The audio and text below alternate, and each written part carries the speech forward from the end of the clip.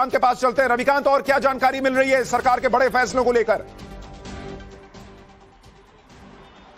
देखिए सुशांत, इस वक्त की सबसे बड़ी और अहम खबर ये है कि ये बीजेपी कांग्रेस और पॉलिटिकल मामला नहीं है, इसीलिए सरकार ने ऑल पार्टी मीटिंग बुलाने का फैसला लिया है और ऑल पार्टी मीटिंग में सभी पॉलिटिकल पार्टियों को इस बात की जानकारी दी जाएगी कि सरकार किस तरीके का और किस लेवल का कदम उठा रही है, ताकि पूरा भारत जो है वो एकजुट दिखाई दे आतंकवाद के खिलाफ, क्योंकि भारत के नागरिकों को मारा गया है। इसलिए सूत्र ये बता रहे हैं कि बहुत जल्द ऑल पार्टी मीटिंग बुलाई जाएगी, जिसमें राजनाथ सिंह को ये जिम्मेदारी सौंपी गई है कि वो सभी पॉलिटिकल पार्टियों से बातचीत करके एक मीटिंग बुलाकर उनको ब्रीफ करें और बताएं कि भारत सरकार का स्टैंड क्या है और किस तरीके का एक्शन जो है। देखिए, एक और बड़ी खबर रविकांत बता रहे हैं। देखिए, नरेंद्र मोदी के लिए सबसे बड़ी बात, आप देखिए उन पर इतने आरोप लगते हैं कि अरे भाई वो तो किसी को कुछ समझते नहीं। आप देखिए कि इस संकट के समय में, इस बड़े अहम समय में वो न सिर्फ फैसले ले रहे हैं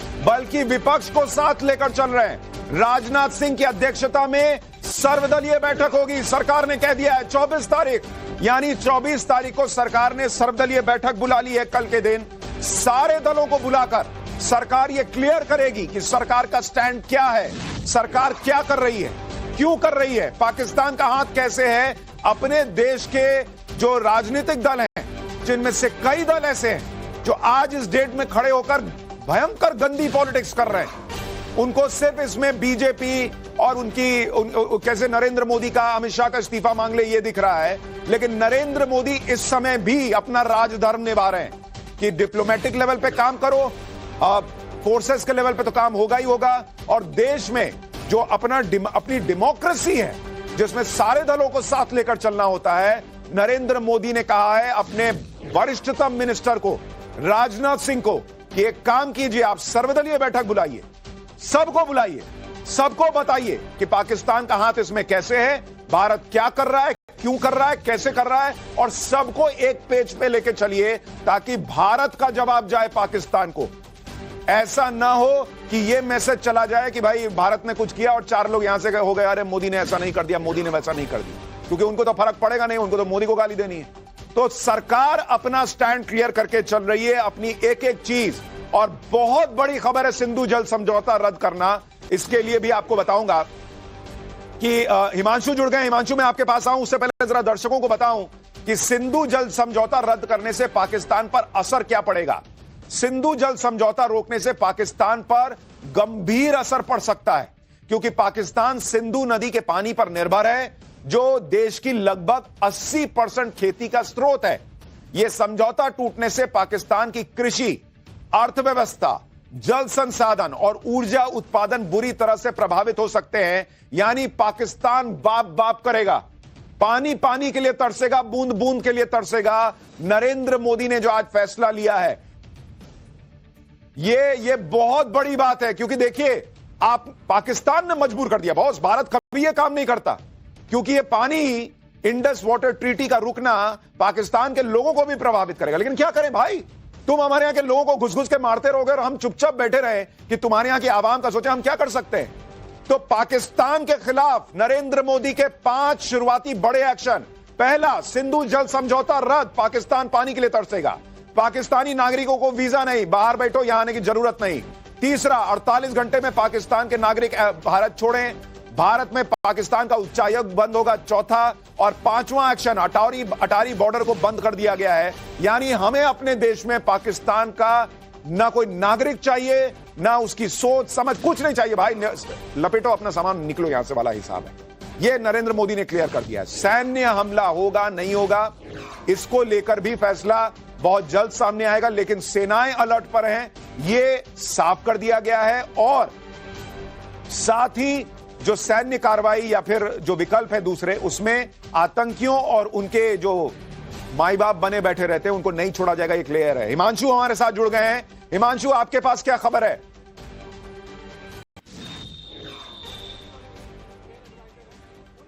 देखिए, अभी तक की जानकारी के मुताबिक जो सीसीएस की बैठक हुई थी उसमें बहुत ही कड़े निर्णय लिए गए हैं, खासकर पाकिस्तान से जिस तरीके के भी संबंध अभी तक बचे रहे हैं। हालांकि पिछले सालों की यदि हम बात करें तो पहले जो भी आतंकी हमले हुए थे उसके बाद में पाकिस्तान से बहुत अच्छे संबंध नहीं रहे हैं, क्योंकि भारत की तरफ से हमेशा से यही कहा जाता रहा है कि पहले आतंकवाद को रोका जाए, उसके बाद ही बातचीत हो सकती है। और आतंकवाद पर कहीं ना कहीं लगाम नहीं लगा पा रहा था पाकिस्तान। बहुत सारे डोजियर दिए गए थे अलग अलग आतंकवादियों को लेकर, लेकिन उस पर भी पाकिस्तान ने कुछ नहीं कहा। और विदेशी जमीन पर जाकर, बाहर यूएन में जाकर, अलग अलग कंट्रीज में जाकर पाकिस्तान बार बार कश्मीर का राग अलापता रहा है। उसके चलते अब ये जो हमला हुआ है उसके बाद में कड़े फैसले लिए गए, जैसा कि आपने बताया कि सिंधु जल। ठीक है हिमांशु, आप जो बता रहे हैं ये बहुत अहम है कि सरकार इस वक्त डिप्लोमेटिक लेवल पर क्लियर मैसेज दे चुकी है पाकिस्तान को कि बॉस इनफ इज इनफ, अब इससे ज्यादा बर्दाश्त नहीं होगा।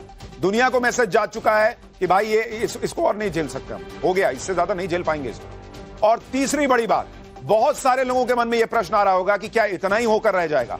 भाई इससे पहले जब उरी हुआ, जब पुलवामा हुआ, उसमें सर्जिकल स्ट्राइक और एयर स्ट्राइक होने के पहले भारत ने डिप्लोमेटिक एक्शन ही लिए थे और उसके बाद सैन्य एक्शन हुआ था।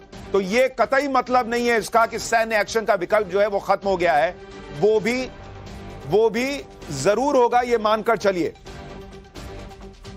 कि सैन्य एक्शन भी होगा। रविकांत के पास एक बार चलते हैं। रविकांत, रक्षा मंत्री ने तो आज क्लियर कट बोल ही दिया है कि भाई जो आतंकी हैं और जो उनके माई बाप बने बैठे हैं पर्दे के पीछे, दोनों का हिसाब होगा।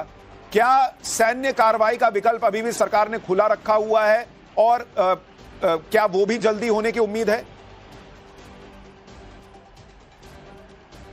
देखिए सुशांत, आपके सवाल का जवाब दूं, लेकिन उससे पहले एमईए ने डिटेल जो प्रेस नोट है वो जारी किया है स्टेटमेंट का, और उसमें एक बड़ी महत्वपूर्ण बात जो सीसीएस की बैठक के अंदर कही गई है कि यूनियन टेरिटरी में जिस तरीके से सफलतापूर्वक बिना किसी हिंसा के चुनाव हुए और जम्मू कश्मीर जो है ग्रोथ की तरफ अग्रसर था, विकास हो रहा था, शांति थी, उसको भंग करने के लिए ये अटेम्प्ट किया गया है। और भारत सरकार के पास इस बात की जानकारी है कि ये जो अटैक हुआ है उसके पीछे पाकिस्तान का हाथ है, इसकी वजह से हम इतने सारे एक्शन ले रहे हैं। रही बात सैन्य कार्रवाई की, वो जरूर होगी, इसमें किसी भी देशवासी को संदेह नहीं होना चाहिए, क्योंकि इस तरीके की जब प्लानिंग होती है तो उसमें सेना के जवान इन्वॉल्व होते हैं। रविकांत, में जरा सा आपको रोक के दर्शकों को बताऊं कि आप देखिए नरेंद्र मोदी का जो ये स्टैंड है सिंधु जल समझौते को रद्द करने का, आप इसकी इंटेंसिटी समझिए, इसकी गंभीरता को समझिए। यह समझौता सितंबर के महीने में 1960 में जवाहरलाल नेहरू तब प्रधानमंत्री थे, तब यह समझौता पाकिस्तान के साथ हुआ था 1960 में। 1960 से लेकर हम 2025 में आ गए, अभी तक किसी प्रधानमंत्री ने पाकिस्तान के इतना बवाल मचाने के बावजूद इस समझौते को रद्द नहीं किया था। यह बहुत कठोर एक्शन है सिंधु जल समझौता रद्द करना, और इसके लिए बड़ा आप कहते हैं ना विल पावर चाहिए, राजनीतिक विल चाहिए, जो नरेंद्र मोदी ने दिखाया है कि हो गया अब और नहीं। तो पाकिस्तान को यह मैसेज दिया गया है कि तुमको बर्दाश्त नहीं करेंगे। वहां की पब्लिक को मैसेज दिया गया है, क्योंकि 80% वहां की खेती, जल संसाधन, बिजली उत्पादन वगैरह वगैरह वगैरह सब सिंधु नदी के पानी पर निर्भर है। तो पाकिस्तान की पब्लिक को मैसेज दे दिया गया है कि सॉरी हम कुछ नहीं कर सकते, लेकिन तुम्हारे यहां के हुक्मरान समझने को तैयार नहीं। हम तुम्हारी जान की कीमत रखते हैं, लेकिन तुम्हारे यहां के लोगों को हमारे यहां के लोगों की जान की कीमत नहीं है। तो हम क्या कर सकते हैं, यही करना पड़ेगा। तो डिप्लोमेटिक लेवल पर मुझे लगता है कि जो सबसे बड़ा और स्ट्रांग कदम हो सकता था वो नरेंद्र मोदी सरकार ने उठा दिया। यह बहुत बड़ा, क्योंकि अभी पाकिस्तान रोते हुए वर्ल्ड कम्युनिटी में दौड़ा जाएगा कि भाई देखिए ये तो पानी रोक दिया, अब हम क्या करेंगे।